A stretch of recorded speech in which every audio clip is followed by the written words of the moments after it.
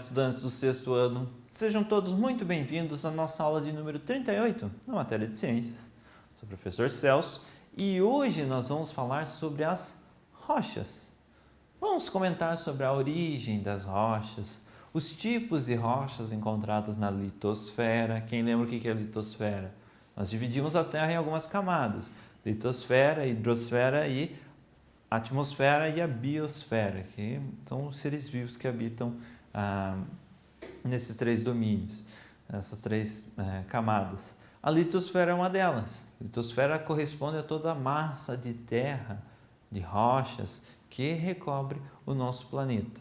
Então, vamos falar dos tipos de rochas encontrados na litosfera, entre as rochas, entre a terra, entre o solo. Vamos identificar a classificação das rochas segundo a sua origem e vamos apresentar as rochas como um aglomerado de minerais. Vários minerais de vários tipos, quando juntos, formam rochas. Conforme esses minerais ou diferentes tipos de minerais se agrupam, eles vão formar rochas diferentes. Então, é isso que a gente vai comentar na nossa aula de hoje. Onde nós utilizamos essas rochas, os diferentes tipos de rochas no nosso dia a dia? Vamos comentar também. Antes da gente começar, preciso que vocês tenham em mãos o caderno e o penal de vocês. Como a gente sempre comenta, anotações são muito importantes. São curiosidades, são definições, são conceitos que a gente vê nas nossas aulas.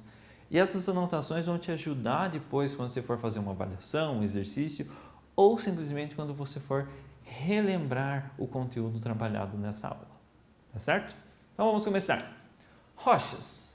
Se observarmos as etapas de uma construção, notaremos que uma parede, por exemplo, pode ser feita com cimento, tijolos e areia.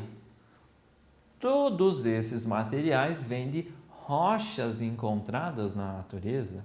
Nós precisamos do cimento, nós precisamos dos tijolos e nós precisamos da areia para fazer a parede das nossas casas. For de alvenaria, mas enfim, parede das nossas escolas. Todos esses materiais, seja o tijolo, seja a areia, seja o cimento, são decorrentes de rochas que nós encontramos na natureza, no nosso dia a dia. Nós podemos nos deparar com uma rocha que pode ser transformada em cimento enquanto estamos andando na rua, por exemplo. Então, quais são esses tipos de rocha? O que a gente pode fazer com elas? As rochas são formadas por minerais, substâncias químicas sólidas encontradas na natureza. Então, minerais são substâncias químicas sólidas encontradas na natureza. O granito, por exemplo, usado para fazer pisos e bancadas de pia, é formado por grãos de várias cores e vários brilhos, sendo esses grãos os minerais que o compõem. Olharem um pedaço de granito, vocês vão ver que tem várias colorações, várias bolinhas menores, vários fragmentos menores de colorações diferentes. Esses fragmentos menores são minerais que fazem parte do granito. Para identificar um mineral, os cientistas estudam algumas de suas propriedades, como a cor do mineral, a dureza dele, a transparência e o brilho, por exemplo. Então, se você observar a cor de um mineral, o ouro, por exemplo, o ouro tem coloração amarelada, certo? O ouro de tolo, a pirita, também tem coloração amarelada, muito parecido um com o outro. Agora, se você observar a densidade de um com o outro, o brilho deles, a dureza, se eles riscam o vidro ou não, enfim, a coloração bem específica deles, você vai perceber que os dois têm pequenas diferenças. Então, para você identificar as rochas ou um mineral em específico, você tem que ter esse conhecimento sobre a coloração da rocha, do mineral, a dureza dele, se ele é transparente ou não, se ele é opaco ou não, o brilho que ele apresenta. Então, precisa de um conhecimento aprofundado dessas rochas e dos minerais. O granito é formado principalmente por 3 tipos de mineral. O quartzo, que são os grãos brancos, esse daqui é um bloco de granito, um pedaço de granito. A última imagem que nós temos lá. Então, observem que os grãos brancos são formados de quartzo. O feldspato são os grãos acinzentados daquela imagem. E a mica são os grãos pretos. E nós temos aqui primeiro o quartzo, depois o feldspato e por fim a mica. Nessas três imagens aqui, as três juntas formam o granito. Beleza? Então, observe, tente identificar cada um deles lá. Os minerais que compõem o granito também são usados isoladamente, não unidos, compondo, fazendo o granito, mas de maneira isolada. O quartzo, por exemplo, é utilizado na fabricação do vidro. Nesse processo, a areia, que é formada principalmente por quartzo, é misturada com outros minerais e aquecida em fornos até altas temperaturas para derreter ela. Depois de derretida, a massa é moldurada. Então, você tem uma massa de vidro derretida, parece um vidro líquido, digamos assim. Você vai colocar numa moldura, uma placa reta, enfim, na forma de um vaso, e você vai moldar esse vidro. Ele vai assumir a forma que você quer. Quando ele endurecer, ele vai ser transparente, bonitinho. A mica é um bom isolante de calor e de eletricidade. Por isso é utilizada na resistência, um componentezinho interno que ele esquenta. Se você observar um circuito elétrico, enfim, dentro do computador, dentro do celular, dentro de um joguinho de videogame, você vai ver que ele vai ter algumas resistências. Tem essa coloração mesmo, marrom, assim. Então, aquilo ali é formado de mica. Ele serve para aquecer, ele vai aquecer, mas impede que queime alguns circuitos dentro do seu aparelho eletrônico. E também do ferro de passar roupas. O feldspato é utilizado na produção de cerâmica e porcelana e na indústria do vidro. Além disso, entra na produção dos esmaltes, dos azulejos e até do papel, feldspato. E a origem dessas rochas, dos diferentes tipos de rochas? As rochas podem ser originadas de três formas distintas. E através da sua origem, as rochas podem ser classificadas como rochas magmáticas, rochas sedimentares e rochas metamórficas. Vamos falar um pouquinho sobre cada uma dessas classificações, da origem das rochas. Rochas magmáticas. Abaixo da crosta terrestre está um manto, formado por rochas sólidas e fundidas. A grande temperatura, elas ficam um pouco líquidas, enfim, que formam o magma. Quando o magma sai através do vulcão e atinge a crosta da Terra, ela passa a ser chamada de lava. Então, o magma, rochas fundidas, rochas líquidas, saem através dos vulcões, passa a ser chamada de lava. Magma dentro da crosta, lava fora, certo? Não é larva também, é lava. As rochas magmáticas ou ígneas podem se formar quando a lava esfria e fica sólida. A lava, então, na crosta terrestre, quando a lava esfria, formam as rochas magmáticas. O basalto é formado quando o magma se resfria na superfície da Terra. É constituído principalmente por ferro e magnésio, que resultam em uma rocha de coloração escura.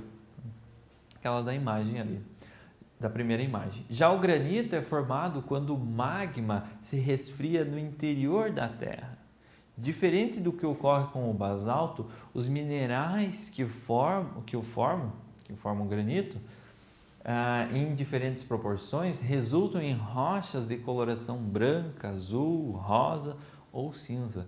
Então, fora, quando ele resfria fora, ele é um pouco mais puro, digamos assim. É um basalto mais puro. Ferro e magnésio e só. Agora, já o granito, quando ele resfria dentro do vulcão, sem sair para a crosta, ele mistura outros materiais junto. Ficaria, entre aspas, impuro. E assim assume algumas colorações um pouco diferentes do granito. Às vezes, quando entra em contato com a água, a lava resfria rapidamente.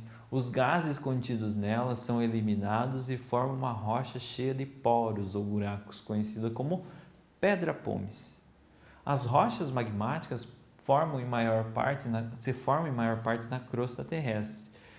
E não percebemos isso porque elas estão geralmente abaixo do solo. Então, essas rochas de erupções vulcânicas nem sempre ocorre uma erupção, nem sempre saem para a crosta terrestre. Às vezes elas vão se formando abaixo do solo, elas vão se resfriando próximo do solo e nós nem percebemos a sua formação. E essa a imagenzinha da pedra pómez, então, que vocês já devem ter visto no mercado, ou às vezes tem na casa de vocês. Ela é uma rocha cheia de buraquinhos e se forma quando o magma, a lava, entra em contato com a água, libera os gases e fica os buraquinhos. Os buraquinhos seriam o local onde os gases estariam armazenados. Rochas sedimentares. De maneira geral, as rochas sedimentares podem ser identificadas pela presença de camadas, em muitos casos de colorações diferentes. Rochas já existentes sofrem um desgaste natural devido à ação das chuvas, dos ventos e de outros fatores.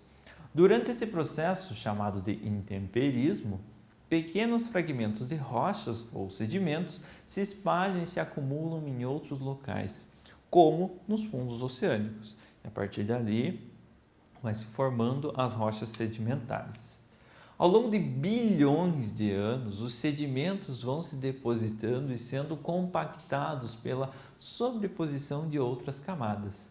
Esse processo ocorre continuamente ao longo de muitos anos e, junto com outras transformações, resulta na formação das rochas sedimentares que podem apresentar camadas visíveis.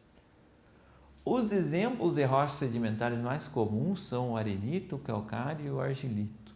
Se vocês puderem observar a imagem que nós temos ali, vocês vão perceber que essa montanha, ela apresenta várias camadas, faixas de várias colorações diferentes.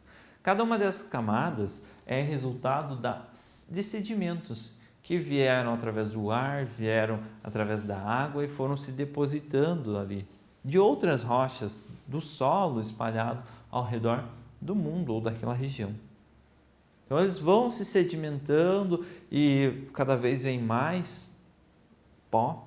Sedimento seria um pozinho, um pedacinho de uma outra rocha, e ele vai se sobrepondo um ao outro, vão se compactando, ficando cada vez mais duros, mais rígidos, mais consistentes e formam as rochas sedimentares. Os mais comuns, como a gente já comentou, arenito, calcário e o argilito. O arenito é constituído basicamente de pequenas partículas minerais como o quartzo e o feldspato, que formam a areia. O calcário é formado principalmente por uma substância chamada de carbonato de cálcio, existente em outras rochas e em partes de seres vivos marinhos, como as conchas dos moluscos e o esqueleto de corais e das algas. E o argilito é composto basicamente de argila. Aí nós temos esses três tipos de rocha: o arenito, o calcário e o argilito. Então a coloração deles é um pouco variada e o processo de formação é o mesmo. Rochas do intemperismo, poeira que vão se sedimentando, que vão se compactando e formando essas rochas. Então nós percebemos as camadas, são rochas que é fácil de você descamar elas. Se você pegar uma faca, enfim, uma colher, você consegue raspar elas com facilidade. Elas não têm uma grande dureza, certo? Justamente porque elas se formaram a partir de camadas de poeira que foram se compactando uma em cima da outra. E as rochas metamórficas? As rochas metamórficas são formadas quando algumas rochas magmáticas ou sedimentares já existentes sofrem atrito e grandes variações de temperatura e pressão, levando à ocorrência de alterações em sua estrutura e composições. São exemplos de rochas metamórficas o mármore, a ardósia e o gneiss. Então, quando você tem uma rocha magmática ou uma rocha sedimentar, que a gente já comentou, e elas sofrem uma grande variação de temperatura. Você aquece elas rapidamente a uma grande temperatura, uma elevada temperatura. Elas vão mudar, vão alterar a sua estrutura e a sua composição. Isso vai transformar elas num outro tipo de rocha, numa rocha chamada de metamórfica. Quando elas ficam compactadas, por exemplo, entre duas placas tectônicas, que colidem uma com a outra, ali você vai ter uma grande quantidade de pressão, uma grande quantidade de temperatura. Isso forma novas rochas, rochas metamórficas. Você altera aquelas rochas que estavam ali. O mármore é uma rocha metamórfica formada a partir do calcário. A ardósia é uma rocha formada a partir de rochas sedimentares argilosas. E o gneiss é uma rocha formada a partir de rochas magmáticas e sedimentares, sendo rica em minerais como quartzo, feldspato e a mica. Então nós temos aqui uma imagenzinha mostrando que o granito pode sofrer através da pressão, através da temperatura, pode ser transformado, sofrer uma metamorfose, entre aspas, em gneiss. Nós temos o arenito, que pode ser o quartzito, nós temos o calcário, que pode ser o mármore. Existem vários outros tipos de rocha, vários outros tipos mesmo, muitos. E o que a gente comentou aqui é superficial, apenas alguns, 9 tipos diferentes de rochas. 3 rochas magmáticas, 3 rochas sedimentares e 3 rochas metamórficas. Mas existem muitos outros tipos de rocha. E cada tipo de rocha diferente, ela é encontrada em regiões específicas do Brasil e do mundo, onde ocorreram processos geológicos específicos, onde a ação de vulcões é mais intensa ou onde ocorreu antigamente a ação de vulcões. Nós encontramos rochas diferentes. E isso nos conta parte da história de um local. As rochas sedimentares, então, principalmente, porque cada partezinha, cada tracinho de coloração diferente representa uma rocha diferente. E ali nós temos um livro contando a história da formação daquela montanha, por exemplo, como nós vimos na imagem. Pessoas que entendem, os geólogos e paleontólogos, eles vão estudar isso e datar quantos anos levou para se formar aquela montanha, quais foram os problemas ambientais ou as características do ambiente em determinada camada.